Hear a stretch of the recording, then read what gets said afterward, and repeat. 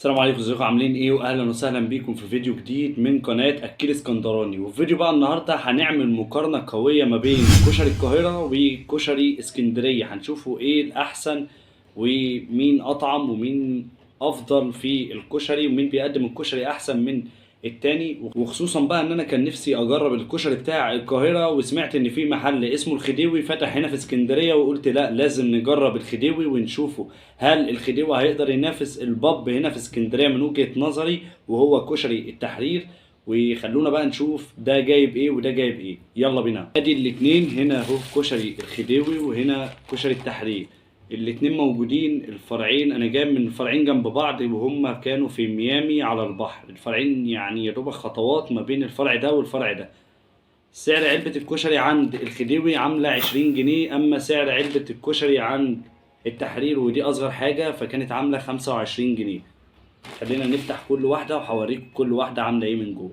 علبة كشري الخديوي بتتكون من علبة الكشري وكيس كده فيه منديل ومعلقة وكيس صلصة وبصل وكيس شطة وكيس دقة. نيجي بقى للتحرير. علبة الكشري برضو كيس كده فيه منديل ومعلقة، كيس صلصة مغلف شوية عن الخديوي أفضل شوية، وادي كيس البصل المتحمر وكيس شطة وكيس دقة. نفس مفيش أي اختلاف ما بين الاتنين كل حاجة جايبينها شبه بعض. ولكن هنا بقى التعقيب إن الصلصة عند كشري التحرير في الكيس مغلف زي ما انتم شايفينه كده، أما الخديوي فكيس كده رابطهولك كده وخلاص.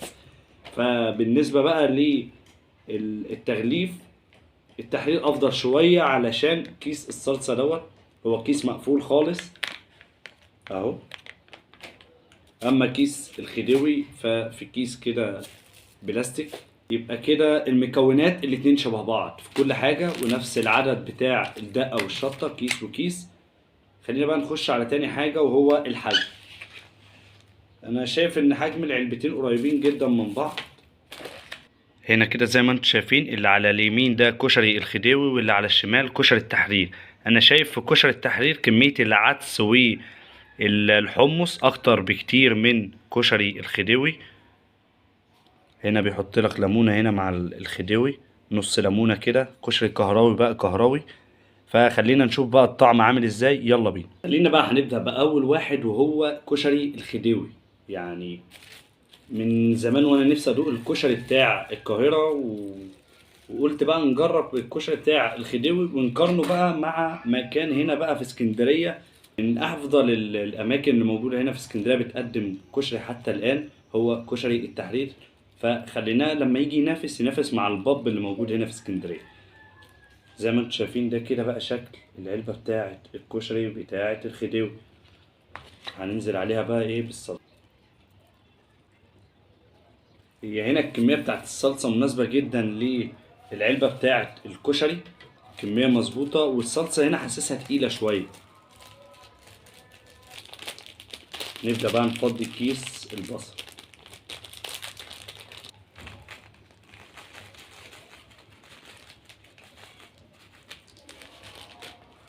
نديله بقى ايه تقليبة كده حلوة.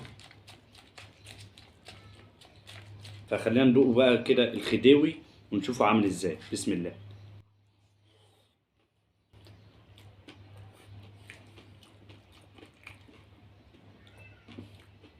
مم.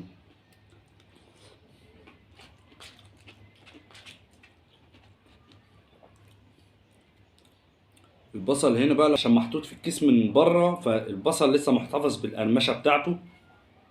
لما بيتحط عليه كشري وبعد كده يتحط الصلصة فالقرمشة بتاعته بتروح، فكده بيحافظ على القرمشة بتاعة البصل. فدي حاجة كويسة منهم. تقريبا هما الاتنين عاملين نفس الموضوع. فدي حاجة هتبقى كويسة كمان في المنافسة ما بين الاتنين. مم.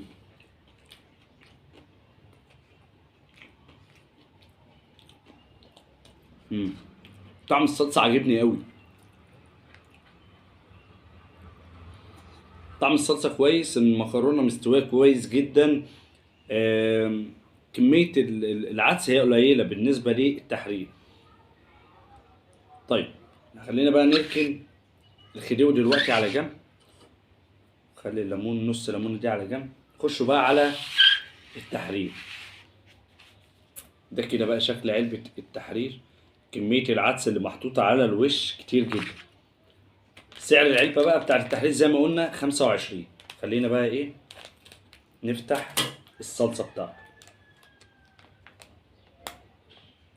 هنا الصلصة بتاعت التحرير أخف شوية من الخديوي وأفتح، يعني اللون بتاع الصلصة أحمر فاتح، هنا أحمر غامق. بس البصل حلوة برضو دي، إن هما الاتنين مغلفين البصل.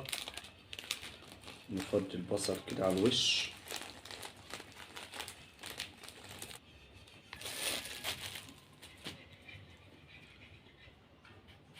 حلوة أوي المعلقة دي، محملة أوي. خلينا كده نقلب. الكمية بتاعة الصلصة قليلة شوية بالنسبة للعلبة بتاعة الكشري، غير الخديوي. هنا الصلصة كفت العلبة وفي شوية فاضوا كمان، لكن هنا الصلصة بتاعة التحرير قليلة شوية. يعني لسه في مكرونة هنا لسه بيضة ما خدتش صلصة، ده دليل إن الصلصة قليلة. خلينا ندوق كده بقى إيه معلقة ونقول بسم الله.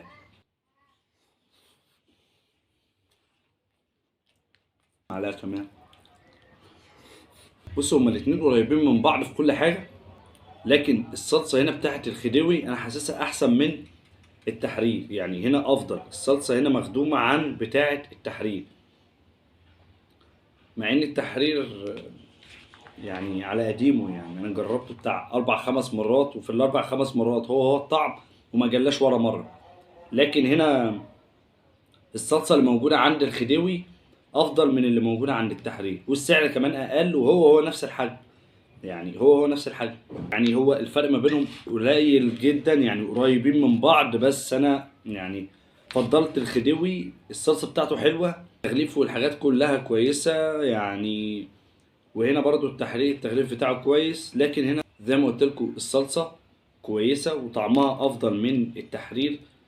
ولو حبيتوا ان احنا نعمل بقى تجربة لمطعم الخديوي، يعني بيعمل حاجات تانية غير الكشري، بيعمل طواجن، بيعمل كمان مكرونات. خليني لو عجبكم الفيديو اكتبوا لي بقى رأيكم تحت في التعليقات. وبس كده، انا كده بالنسبة لي كشري الخديوي يتفوق على التحرير. فكده وصلنا لنهاية الفيديو. لو عجبك الفيديو لايك للفيديو واشترك في القناة لو انت لسه ما اشتركتش، وقولوا لي بقى رأيكم تحت في التعليقات. ولو جربتوا حد في الاتنين دول قولوا لي رأيكم تحت في التعليقات.